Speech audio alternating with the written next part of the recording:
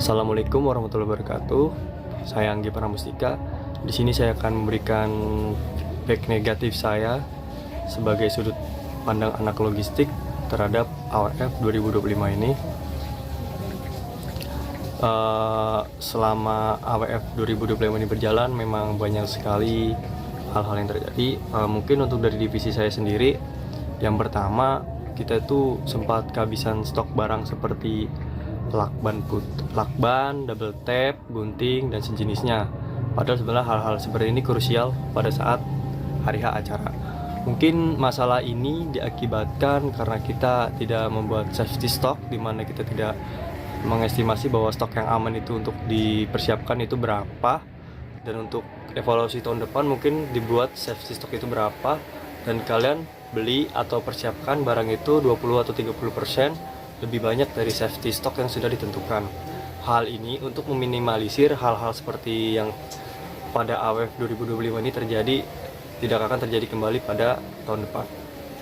Untuk selanjutnya, HT sempat rusak, dan fatalnya lagi kita tidak mengetahui siapa pemegang dari HT tersebut. Dan hal ini diakibatkan karena memang kita tidak menentukan atau kita tidak memberi label terhadap HT yang dipegang oleh siapa. Dan kita memang pada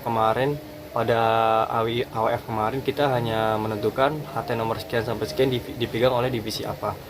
Untuk evaluasi ke depannya, kita harus buat PIC per divisi, di mana misalnya divisi A, PIC-nya siapa untuk masalah HT itu tersendiri, di mana PIC itu nanti berperan sebagai seseorang yang bertanggung jawab di divisinya. Mereka harus mengontrol dan mengetahui bahwa HT tersebut dipegang oleh siapa.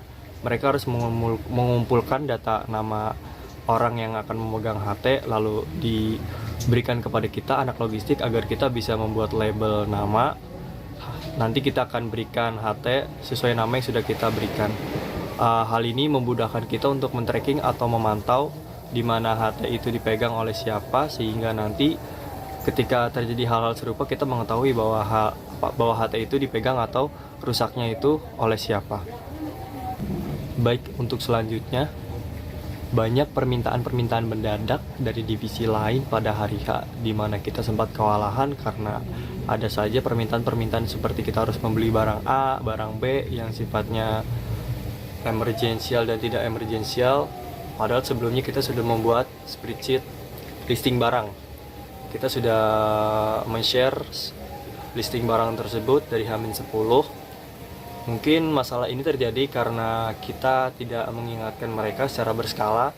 Kita tidak rutin mengingatkan mereka untuk mengisi listing barang sehingga kita bisa memenuhi barang yang emang mereka butuhkan.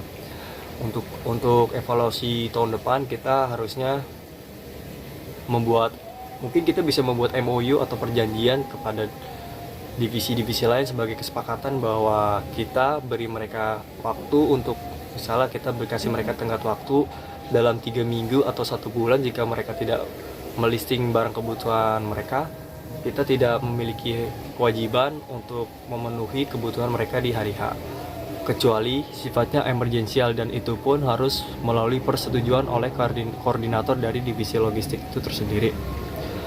Selain 3 hal tadi, selanjutnya juga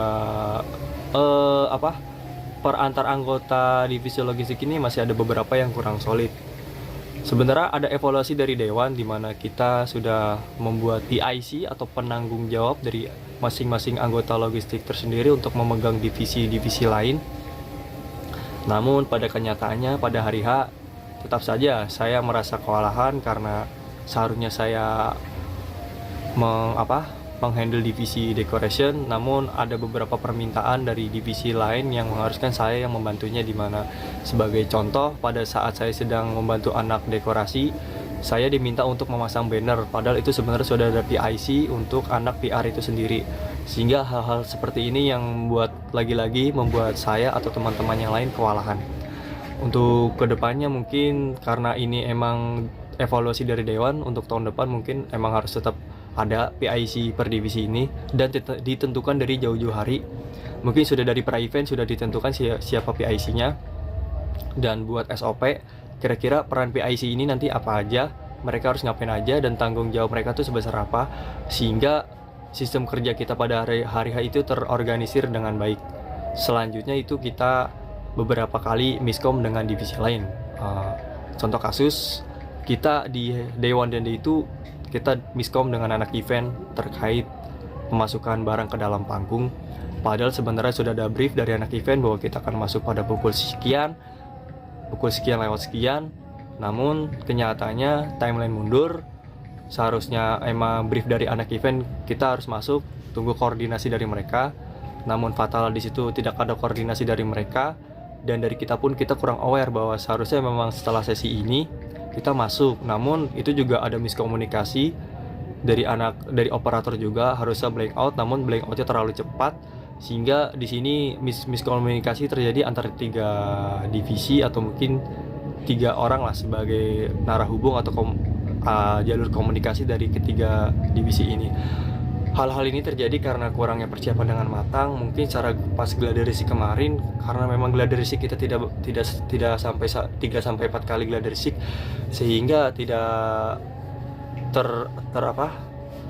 tidak tersiapkan dengan persiapannya tidak matang. Mungkin ada beberapa hal-hal detail yang bisa dibilang krusial seperti tadi tidak dipersiapkan, atau mungkin tidak ada gladiresik dengan matang, sehingga terjadilah hal-hal tersebut. Untuk kedepannya AWF 2026 persiapannya harus lebih matang, dimana kalian harus melakukan gladiresik sedetail mungkin per divisi, per sesi, kira-kira nanti bakal ada apa aja, nanti tektok dari divisi apa kepada divisi apa, nanti misalnya dari divisi event dengan divisi logistik, nanti kalian akan masuk pukul sekian, kalian harus buat contingency plan, dimana jika timeline mundur atau hal-hal tidak terduga terjadi, respon kalian harus bagaimana, itu harus dipersiapkan dengan matang juga untuk AWF 2026. Mungkin itu saja evaluasi atau feedback negatif dari saya untuk divisi logistik. Sisanya logistik keren, logistik hebat, dan logistik kuat. Sekian, terima kasih.